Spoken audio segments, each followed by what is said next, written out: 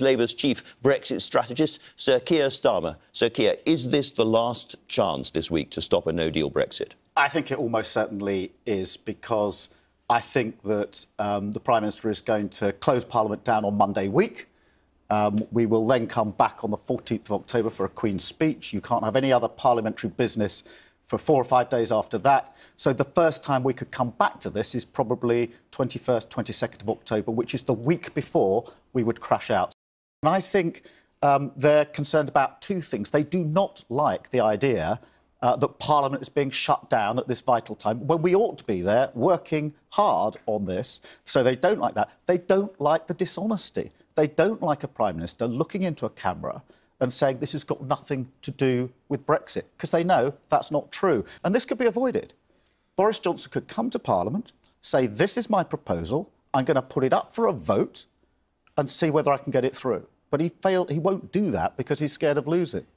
What I did at the very end of last term, before we went into recess, was to talk to a number of key individuals across party and say we must use the summer to come up with one plan, so when we get back as soon as we get back this week, we can implement that plan. OK, we can't one plan. What is it? One plan. It is to prevent Boris Johnson taking us out of the EU without a deal on the 31st of October. How? Very simple.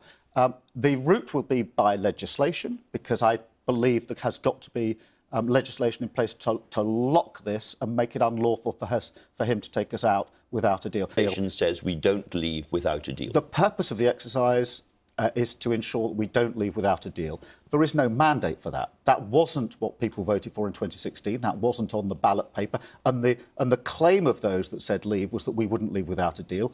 So the Prime Minister is saying, I want to leave, if necessary, without a deal on the 31st of October. He doesn't have a mandate from the people for that. Your proposal must be is that legislation says we cannot leave the EU without a deal. And if there is no deal by the 31st of October, there must be a request for an extension. Well, there'll have to be an extension in those circumstances, because you can't resolve it in any other way.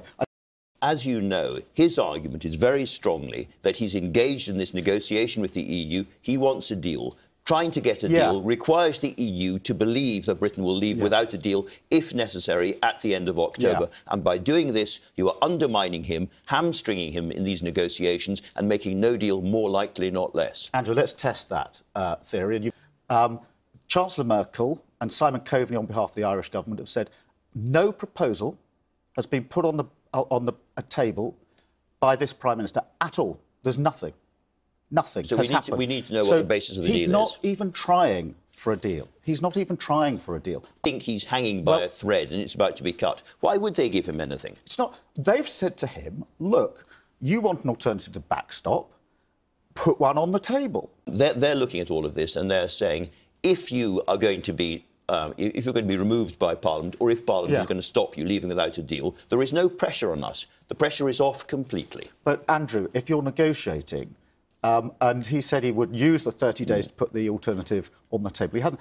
The Prime Minister's had years to think what the alternative to the backstop is. He's been very shy about it, and he hasn't brought it. But the second point, just to complete on this, is this idea that if you leave no deal on the table, the EU will blink, was tested in March. We weren't able to prevent a no-deal Brexit until legislation in April. Therefore, up until the 29th of March, the default was no deal, and the EU didn't blink. So the theory that this Prime Minister is operating to shut down Parliament... But he's very different from Theresa May in his approach. Is he? What has he actually done differently? Has he come up with an alternative to the backstop? No. Is he going for the same mantra, my deal or no deal? Yes. Is he refusing to engage with Parliament? OK. Yes. Where's the difference, actually, apart from the bluster? There is a vote of no confidence in this government, leading, therefore, to a general election, possibly after the Brexit date. What do you do? Well, we've been thinking long and hard about that, because what's your conclusion? We have to have a way of ensuring that we don't crash out during the course of an election. I'm not going to go into the details, but we are absolutely on that point. What I'm saying is we have been working all summer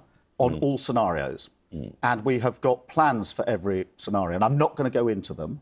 But what we're not going to do is allow Boris Johnson, on top of what he's already done, to say, well, I'll arrange things so that we crash out during the course of a general election, which I, Boris Johnson, may not win. That would add insult to injury in terms of what he's already doing. What I asked for at the beginning of the exercise was for the Prime Minister, then Theresa May, to bring Parliament in and to come up with a deal we could all get behind. We even put an alternative deal on the table. But what I have never accepted is that there is any point in Parliament or a meaningful vote if the only thing you can say is, well, this is your only deal, you vote for it, or you get no deal. Where's the meaningfulness in that?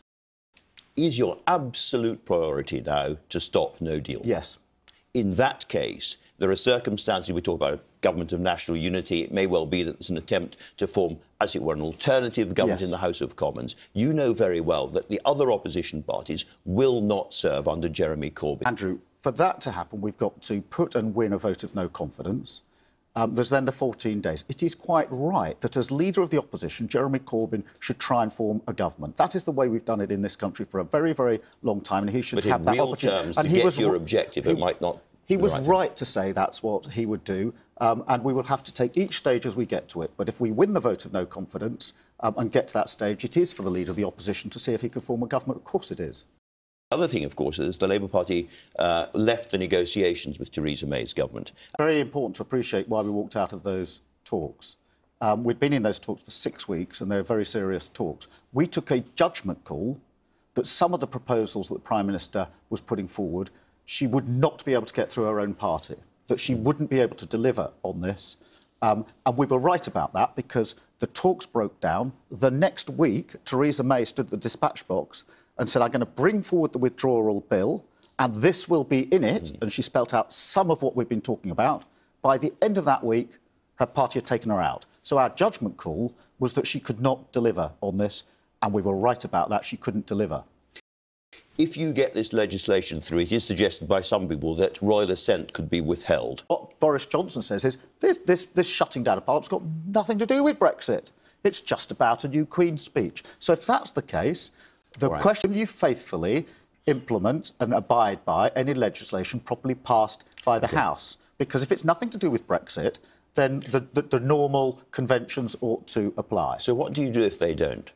Well, we'll have to see, because, again, we've been looking into the question of royal prerogative. I think on proroguing, all bills that have finished their passage through the House have to get royal assent. It's one of the conditions of actually shutting down Parliament. If there's legislation properly passed by the House, the next thing Prime Minister Johnson will do is refuse royal assent. Really? OK. Final question, almost a one-word answer, if you wouldn't mind. At the end of this week, will you have prevented a no-deal Brexit? I certainly hope so. Thank you very much indeed, Sir Keir Starmer.